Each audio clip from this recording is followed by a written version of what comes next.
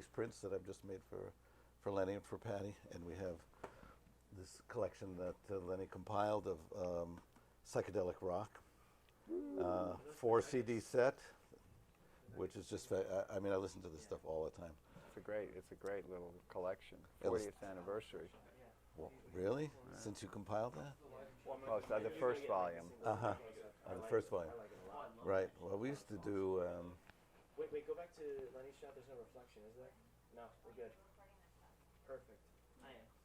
I don't know. I mean, light seems Welcome to my talk show. Hello. So, Yeah. when was the group informed? I'm rolling So, Okay. Yeah. Can you zoom out all the way? and I also have some context here. Why don't you guys just clap for us? Is that good? Yep. All right. That's great. All right, Charlie. How's my hair, my makeup? You look beautiful. You look awesome. Gorgeous. Yeah. You're Gorgeous. amazing. You know, when I was covering, JFK Jr. used to live around here, and so when Oh. he died, there was, you know, millions of people just coming and putting flowers all over the street around his loft building. And I remember one girl crying. I got a picture of it, and she just said, "But he was so gorgeous." That he So, was. That he was. So, and so whenever you're ready, you rolling? Absolutely, yeah. Okay, Yeah. let's Really rock. good. You guys can just look at Charlie. Yeah. Okay. Well, we'll look at Charlie. I mean, what's the story between how you guys met and eventually became friends? I don't know if that happened immediately or. How did we meet? Well, I just remembered yeah. you were in my life. Well, we were at Rutgers together, and we had the same interests, among our other interests, which was rock and roll music. That's true. We were part of the Bohemian Fringe of Rutgers. The moment in time that I remember coming to see you was when you had your apartment on George Street, right next to the Douglas campus, and Right. you had brought back from San Francisco a true rock poster, one of the first actual rock posters of the San Francisco almost Summer of Love that I'd seen. Right, and I actually still have those posters, and some of them are on the wall here. You can shoot them later, but right, I do have a collection of those, and we were fringe at the time because now it seems like everybody's a hipster. Yeah. But to be what we were bohemians. It was pre-hippie era, and to be what was known as referred to as a head. Oh yeah. Oh, he's a head. You know, it was like more of a secret society, and something that if you were, just a little different, you stood out. This was, the early mid '60s, and so we were different. And we were playing music, both. And Lenny had the best band at Rutgers, which was called the Zoo. That's right, the Zoo, bringing down for your very own horror show, I believe, was our. We had dancing girls called the Zulus, and we dressed in animal skins. And you had a band, I believe, too, LSD and the Pleasure Dome. Right, LSD and the Pleasure Dome. That was my band. Lenny's band was great because Lenny's really good, and they had these go-go girls, Yeah, the Zulus. which was a very '60s thing, and it was wonderful. I remember a gig of yours at the Ledge, which was the student center, Yeah. which was just phenomenal. I mean, it was just over the top, you know. And I used to play at fraternity parties and dances and things like that, and I loved it. My best thing was playing all the great music of the '60s and watching people dancing and having a good time. No, the fraternity scene was great. I mean, that's really, in a way, even though I majored in American history, I kind of minored in being in a band, which actually would become my career, amazingly enough. But, you know, we would play the fraternity parties, and you play for 3-4 hours. Sometimes they'd give you $25, extra $25 for the band to take a break. And you'd play What Did I Say or Shout for 20 minutes while the brothers swam in beer on the floor. And it was really a good learning experience. And, you know, certainly in terms of what it did for me, and I'm sure you, is it gave you a sense of place in the world. You know, we weren't like quarterbacks on the team, and as students we were kind of hit or miss depending on whether we liked the course. But, you know, being in the world of rock and roll gave us a sense of who we could become. And, you know, that's really, I think, an incredible college experience. Having the opportunity essentially to be fringe before being fringe was cool. Are there any defining, almost rock and roll moments that you guys remember as sort of almost reinforcing what you guys were doing? Well, it was mostly rolling up those little tiny New York toothpicks. I mean, the first time I became aware of Al as a photographer was when he did this great poster of our friend Kurt. And, you know, it was some made-up name of a grass company, but I always think of it, Burma grass, truly fine shit. Truly fine shit. And I actually... And look at him. I mean, he's well tanked. And I'm still friends with Kurt, and he's doing fine. And but I shot that with the Hasselblad that I got for my college graduation. So I guess it was right after, it was the summer of '67. And then I went back to San Francisco where I'd spent some time and actually produced that. I had it printed up. Oh, really? Wow. And I sold them to the head shops there. So I have a copy left, and maybe the actual layout that I did, put the press type letters on it myself and all that. And so yeah, that was something we were into. But the music scene, although I didn't pursue being a musician professionally like Lenny did, it certainly remained a big part of my life. And the thing about the songs of that era, they are the soundtrack to your life. Oh yeah, totally. They're definitely the soundtrack to your life. And at that moment in time, music was really like kind of at the head of the arrow. You know, it was really leading the culture in a certain way. It was a wonderful time for rock and roll. I don't mean to wax nostalgic, and I love music of any era. I mean, it's always great. But then it seemed like it was a real rallying point for people. It was a way for the community to gather around socially, because there's also a lot of political ferment at the time. But music seemed to really be a locus of energy where people could become who they were. It was rock's glorious adolescence, where it really discovered that it could be not just pop music, even though that's always what it was, but also an art. And that's, it gave you a lot of space to become an artist within music. And play very long guitar solos also. Well, the '60s lets you do that. I mean, as the bands were able to just go any place they wanted with the music. You weren't stuck with just a 1-4-5 chord progression. You could just do anything and get into the incredible stuff like Inagata-Davida, for example. And the other incredible jams. But yeah, that was part of the Cultural Revolution. And photography too. I mean, if you look at a movie like Blow Up, where the photographer is a star. Right. I mean, is looked at as an artist and as a protagonist, not somebody really behind the scenes, but somebody documenting certain aspects, and so many iconic photographs coming out of that time. I'm sure it must have really influenced your choice of focal lengths. It's funny you brought up Blow Up, because when I do talks, I always talk about how Blow Up really influenced my life. I saw it 3 times when it came out. I said, "Oh, that's what I want to be. That's what I want to do." The studio to prove it. Right. It's I'm not rolling around on seamless paper with models anymore, like the protagonist in Blow Up. But I like the fact that he was doing fashion, and that Hasselblad camera that he's using in the film. That's what I had to have, and I actually got it for my with the crank and shooting the 120 film, and I got my father to give it to me for my graduation. Wow.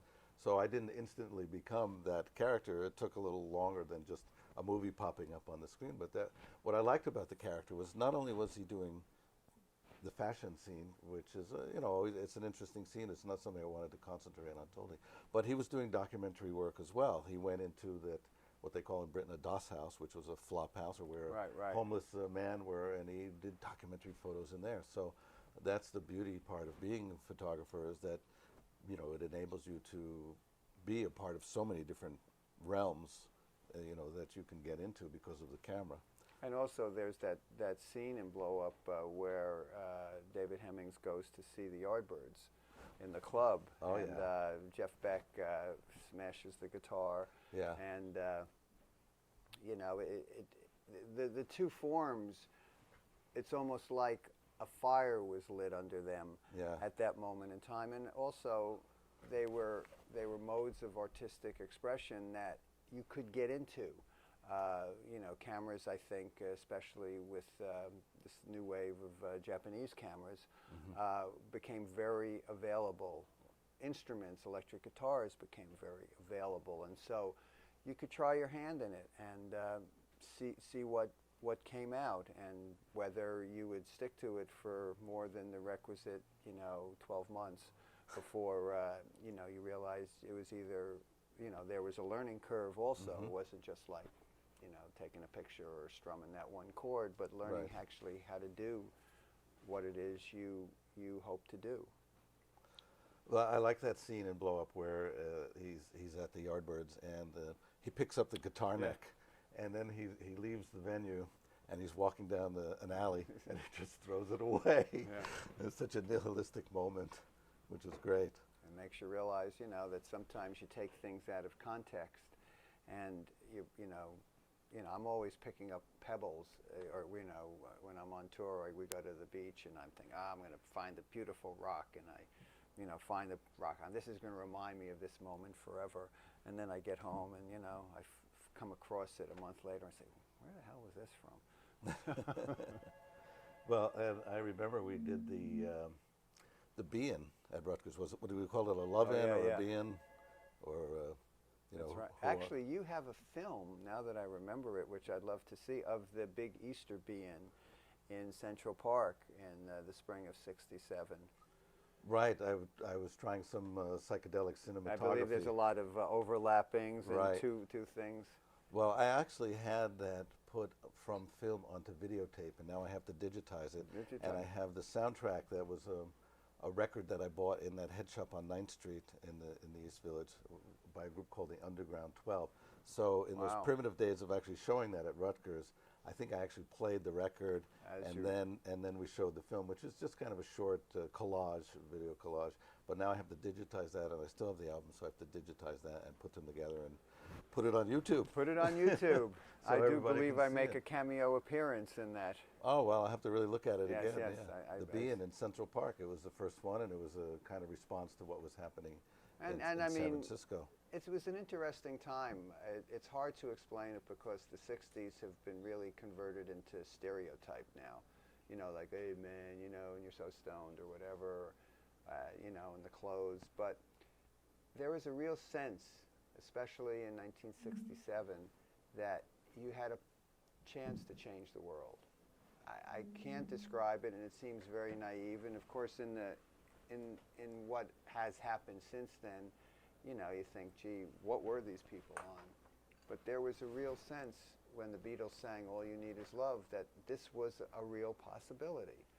And I think for many of us, I'd say, certainly Al, or certainly myself, who were able to follow our dreams in a way, that empowered us, that it gave us a sense that perhaps we could lead a life that we could dictate the terms on, and that life could have a sense of idealism and righteousness and positive energy that could affect change through our art.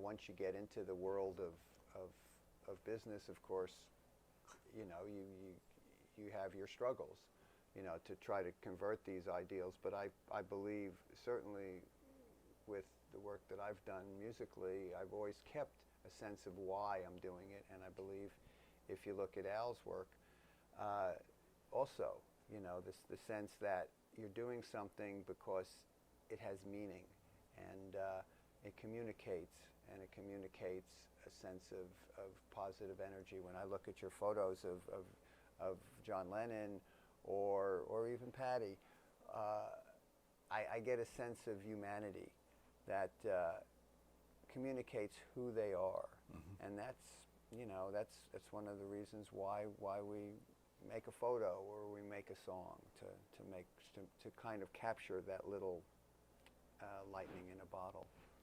Well, that's it. We were definitely in the vanguard at that time, and we really, did believe that we were, we were finding our way, but we were also trying to show the way of what we could be. And certainly there were a lot of things, a lot of values that probably stick with us even to this day. I mean, for me, one of the things that came out of the '60s was that money was not the most important thing in the world. Yeah.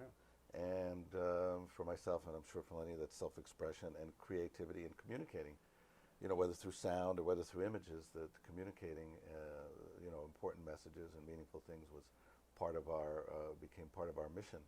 And as Lenny just said, for me, showing somebody's humanity, getting the person, the life within the person to come through the lens into the photograph has really been, paramount. And it's a challenge. It's a challenge to get somebody to be themselves in front of your camera. Right. That's, usually I always hear that there's a great phrase by some photographer that it's the moment before you get the snap the shutter, that's the picture you want. Yeah. And then after the session is over or whatever, if you can capture what happens after, that's when you see the real person. Yeah. And well, one thing that I remember and always sticks with me was that when I was doing the second session I did with John and Yoko in 1980, and we had done some pictures in the park, and they were getting ready. I didn't know what they were going to do, but to go to a studio in Soho, and they invited me to have coffee with them. And after this coffee, Yoko says to me, "Well, John trusts you, so you can come with us to the park. John feels comfortable." She said, "John feels comfortable with you." wow. So that that's really that's big, and that led to so many great images.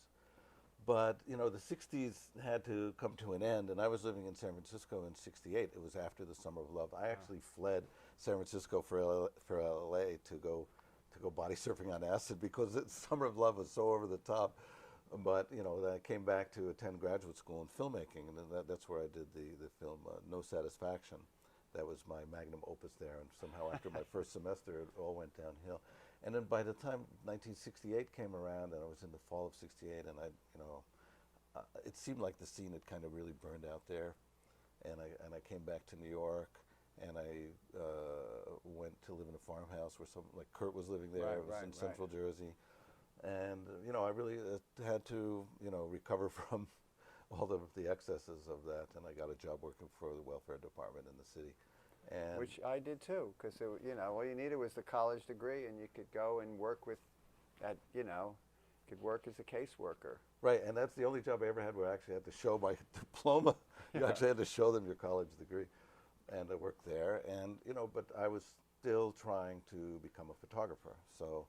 The early '70s, I spent teaching at Rutgers, at Livingston College, and then they decided not to rehire me for a third year because I wasn't a big enough name, which was really a blessing in disguise because I came back to New York and I said, I got to make this happen. And in the early '70s, that's when the Soho News came along, and that was my And we my moved big in break. parallel scenes then, because that was the time when CBGB and Max's were getting a kind of new influx of musicians.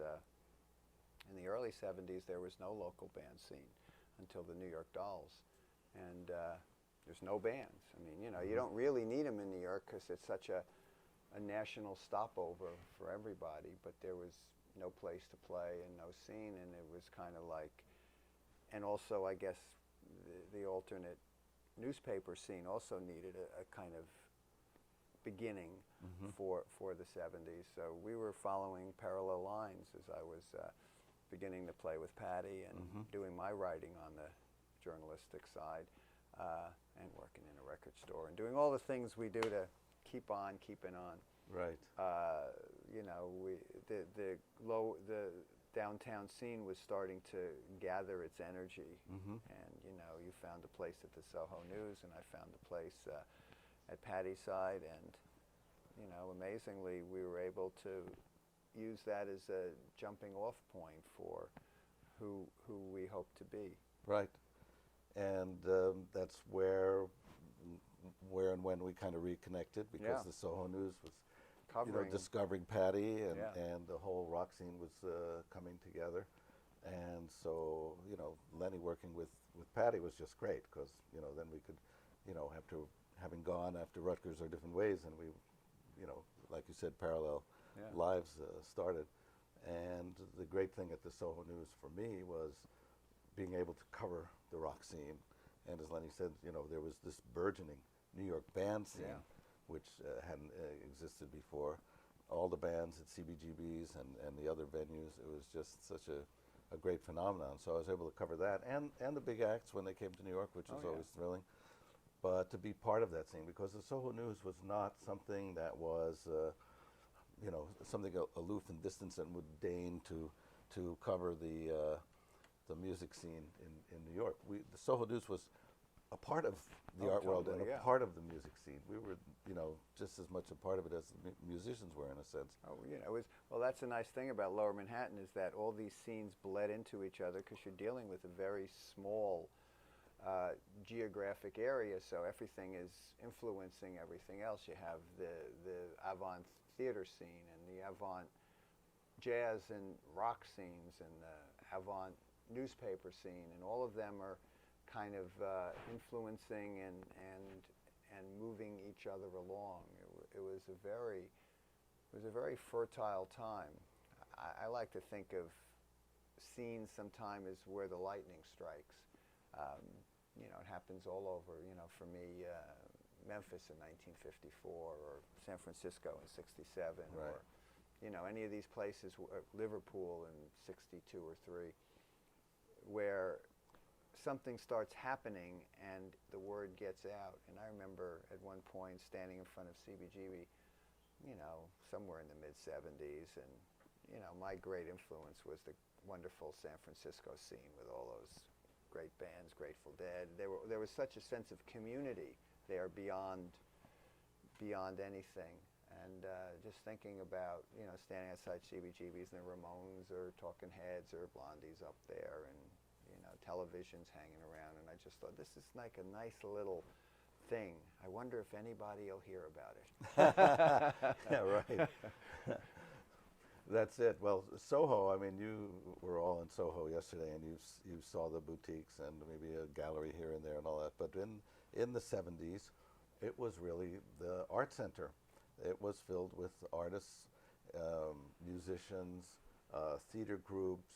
It was the beginning of the video art scene, and performance art was huge then. But Yeah. to have a locus for all of this geographically, like you said, and created a synergy and a lot of cross-pollination between these different interests that the artists and the musicians had. So the Mud Club was a great place God, for that, yeah. because it was just a combination of punk rock and the art world, and everybody coming together as part of the scene.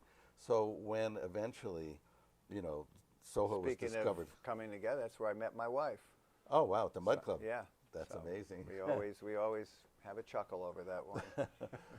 So to have this place where, until real estate developers discovered it Well, and kind of forced everyone out, and of course CBGB's was close by, it was on the eastern fringe of that, but CBGB's was located between Soho and the East Village, which were, if you didn't have a place in Soho, you could have a place in the East Village. So everything was here downtown, and just this creative energy, which combined, I think, with the diciness of life in New York City at the time, the fact that there wasn't a lot of money, but you didn't need a lot of money, and that made everything possible. though, I always think that's somewhat of a myth, because it's like everyone says, oh, everything was so cheap then. Well, personally, if I paid $150 a month for my apartment, I was only making, like $200 a month. Right. So it's like everything is. It's relative. Is very relative. Yeah. And scenes move on. I mean, now a lot of the action is in Brooklyn. Right. And that's great, because you can imagine when it moved from the West Village to the East Village. I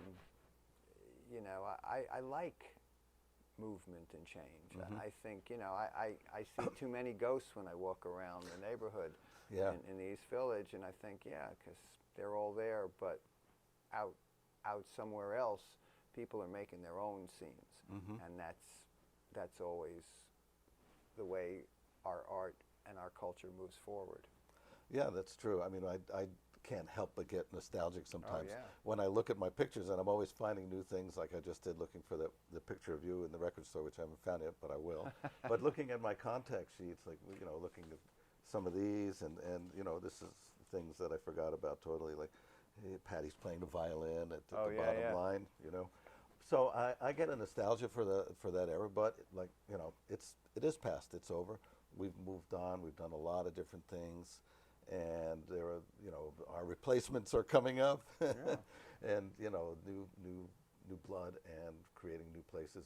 First Williamsburg, and now a lot of people are living out in Bushwick. Mm-hmm. You know, and you know, it does move on, and there's still plenty of creative people in East Village and in Soho and down here in Triburbia. I never heard that one. That's good. So you're right. Things have to change. I mean, you know, otherwise it just remains a kind of cartoon cutout of itself. Yeah, exactly. So you know, although there is the nostalgia there and remembering a lot of good times, you know, we're happy to see that our lives change and we move on and we develop, and we're still doing what we love to do, which is so important, and that the creativity, especially in a place like New York City, is still happening. Oh yeah, New York is still where people come to figure out their lives, and there's so much to choose from. You know, you just have to know when to go home at night. Right, which for us is earlier and earlier. On the subject of that movement and that change, I mean, especially in recent years, the way people make and share and listen to art and music has changed an enormous amount. How have you guys, you know, witnessed that change? How has it affected you in your creation of your art? Well, it diffuses it. I think our art gets diffused and also winds up in very many unexpected places that, to me, is a good thing. I love modes of communication, and I've lived long enough to see the modes of communication change. I'm a historian of music, and I've also seen how, you know, 100 years ago we were still listening to records that went around in circles, the cylinders. Technology and dissemination go hand in hand with movement in art. There's things I can do in my basement on my little home Pro Tools situation that I would have to pay $150 an hour 20 years ago. And I can do things on it that I could never do in the studio, editing and moving things around and getting sounds that don't exist out of actual acoustic or even electric instruments. You know, to me, this is the exciting part of life and art expanding. Change is always leaves a lot of people by the wayside, and you know, we're seeing now, especially for musicians, and I'm sure also for photographers whose, you know, work is on some website somewhere, and some guy can click it and move it onto his thing. You know, in a certain way, it devalues it monetarily, and you have to hope that what it does on the other end of it is inspire somebody to take it to the next level. You know, I'm of two minds, you know, because I know how easy it is for somebody to take my performance or my song and have it for their own, not even paying as much as I pay for a hamburger when I go and to the local hamburgery. But this is the playing field. I'm not saying, you know, trying to move it off of it. I'm always into what happens to the art. Like Al says, I didn't get into it for money. I got into it for the creativity. I've certainly heard a riff somebody's played and said, I like that riff, and then fell asleep and then turned it around in my head and came up with a song. You know, it's hard to say where the border lines are, but I just think it's at a very, very exciting time in the 21st century and it's like all the doors have been opened. It's so much possibility is there for anybody, and they haven't figured out it at the moment. So therefore, in 20 years, when everything is figured out and there's normal channels, you know, to me it's like a lot as the early CBGBs. You had a lot of about 6 or 8 bands there, all doing something that later on got called punk, and when you think of punk, you think of the Ramones. But in the early years of CBGBs, you had all these bands who had a certain attitude, but hadn't figured out what they're doing. And that to me is when the exciting things happen, when you get the wild cards and the unpredictable stuff. And you know, when it gets figured out, in a certain sense, it's over. So right now, it's the great time because people are just, they're kind of ecstatic over what they can do in their house, and there's a lot of crap coming out of it, but if you winnow through it, you can find that one beautiful nugget that represents a moment in time where the world is changing. So, you know, that's a long answer for just a sense of, yeah, it's exciting. I mean, well, for me, I'd say that the internet changed everything. Yeah. For a lot of people. But in photography and photojournalism, the internet was a big game changer. And one aspect, as you said, is that people can see your pictures online and take them and use them for whatever purpose they want. And that's one of the downsides. But the digital age has remade photography so much. So film is almost it's an anachronism. do you miss the darkroom? I do sometimes, yeah. But now I have my digital darkroom, and that's what we're in right now. So I can do things. It's so light though in this darkroom. I know. How can you do that? So the two-edged sword is, you know, the fact that the internet, like you said, devalues things. For example, if I get a published photo in an internet magazine, it doesn't remunerate anywhere near what a print magazine would pay. So that's one of the downsides.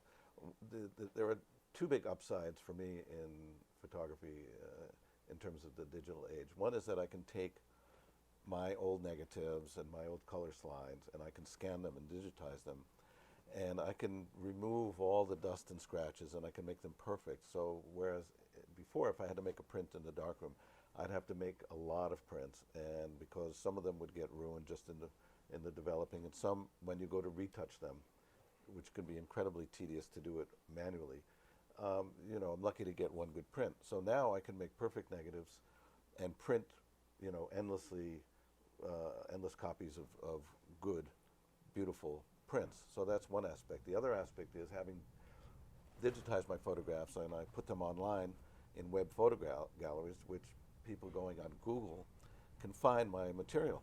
Right. People that would never otherwise know about my work. I get requests almost every day from somebody doing a book or doing a documentary or some magazine that wants to do a story, and they'll find my pictures, and you know, I can license my photos and I can do fine art prints just because people found my work on the internet. So, you know, I'd say that's the sharper edge of the sword, which is better in a way, because you know, it really gets your work out there worldwide, and it creates new opportunities all the time. Living lives as artists, was there any point in your careers where you thought maybe you might be better off behind a desk? Oh, about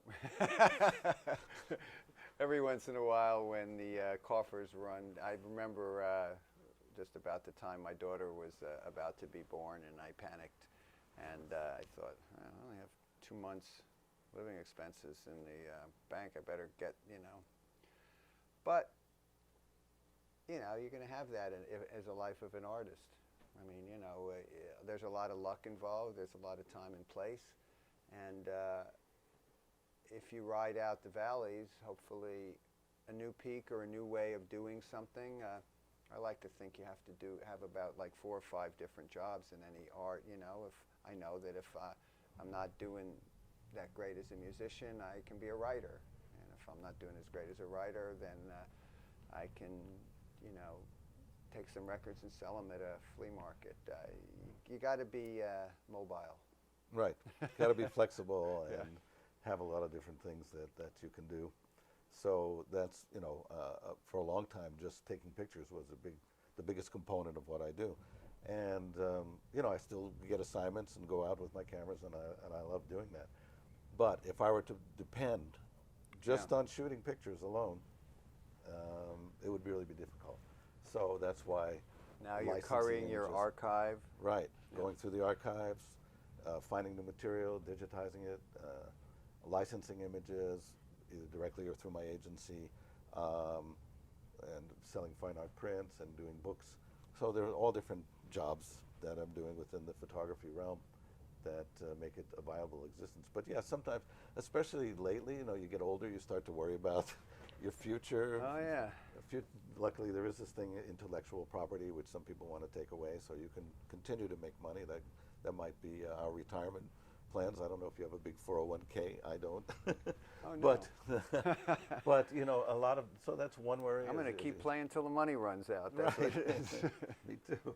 And then, the society has gotten a bit strange now because there's been a big emphasis on money and luxury, and you see it, especially like in this neighborhood where people live in, I've seen them, I've been to them, I've photographed there or met people, and they live in just unbelievable luxury. They've just made so much money in the stock market, and sometimes that gets to you. You think, wow, I'm smart enough to have done that if I wanted to. I could have figured out ways, in the business world or whatever, to make money, but then that thought goes away pretty quickly. It's not, It you all you depends just on need what the you want. mentality and the heart for that. And Ralph Gibson said to me one time early on when I asked him where I should go when I just started working for the Soho News, he said, the work will show you the way. The work will show Amen. you the way. Amen. And that's what happened. Before we wrap up, is there anything that I didn't touch on that you guys would like to say? I think we've said more than enough. But if you want to do it now, or if you want to do it with B-roll, I've got these pictures we'll here. Just get some, We never actually said like who he was. oh yeah, Like, you actually, said- Lenny forgot to. Oh. If you could just introduce kind of Okay. I know you kind of a missed quick that. bit on who exactly you are. Okay. Who am I? Well, This is exactly. a- Exactly. This is It's a a little question tough. I've been Who do asking you think myself you for are? We years. know who you are, but like we never Okay. actually got on camera. Hi, my name's Lenny Kaye. I'm a musician. I play guitar with Patti Smith. I'm a writer who's written books on Waylon Jennings and the crooners of the 1930s. And I'm a record producer who has worked with Suzanne Vega and Allen Ginsberg and Soul Asylum and a bunch of people whose records never got out to the people who should hear them. And a music fan. And privileged to be a part of this wonderful listening experience and getting to make it as well.